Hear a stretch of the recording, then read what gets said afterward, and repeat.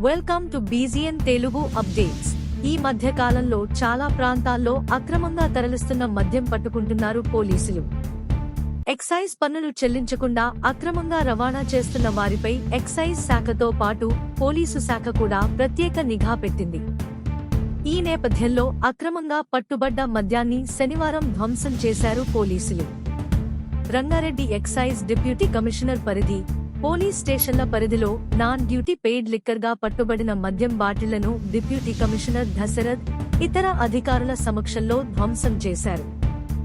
గోవా, హర్యానా, ఢిల్లీతో సహా ఇతర రాష్ట్రాల నుంచి ఎక్సైజ్ పన్నులు చెల్లించకుండా తెలంగాణకు బస్సులు, విమానాలు, ఇతర రవాణా మార్గాల్లో అక్రమంగా తీసుకువచ్చిన మద్యాన్ని అధికారులు పట్టుకున్నారు.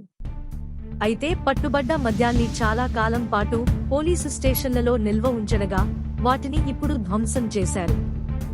ఈ మద్యం బాటిళ్లను ఉన్నతాధికారులు అనుమతితో రంగారెడ్డి డిప్యూటీ కమిషనర్ దాశరథ్ ఇతర ఎక్సైజ్ అధికారుల సమక్షంలో శంషాబాద్ ఎక్సైజ్ పోలీస్ పరిధిలో ధ్వంసం చేశారు.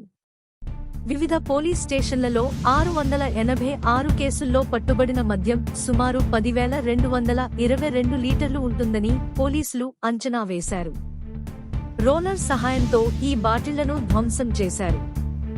ఈ మద్యం విలువ రూపాయలు 1,83,42,763 ఉంటుందని డిప్యూటీ కమిషనర్ దశరథ్ తెలిపారు. వివిధ పర్యాటక ప్రాంతాల్లో తక్కువ ధరల్లో మద్యాన్ని తీసుకువస్తున్న కొందరు తెలంగాణలో అధిక ధరలకు అమ్ముతున్నారు.